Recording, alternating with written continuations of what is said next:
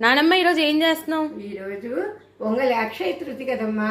పొంగలి ఒక 5 నిమిషాల్లో ఎలా చేయాలో మీకు చూపిస్తున్నా. ముందుగా రైస్ కుక్కర్లో అన్నం వండుకొని మామూలు కుక్కర్లో పెట్టుకొని అన్నాన్ని పాలు పోసి ఒక 2 నిమిషాలు ఉడకనిచ్చి బెల్లం వేసి కట్టేయటం అంతే. దాంట్లో ఏం వేసావు? దానిలో పచ్చిశనగపప్పు కొంచెం వేసానమ్మా, కొంచెం పాలు. ఓకే.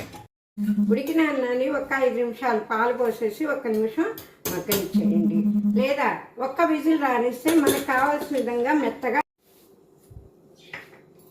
ఇప్పుడు ఇలాచీ పొడి,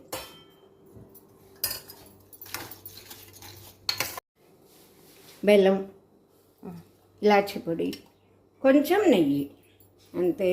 పొంగల్ రెడీ. రోజు అక్షయ తృతీయ సందర్భంగా పొంగలి రెడీ చేసి దేవుడికి నైవేద్యం పెడుతున్నాం.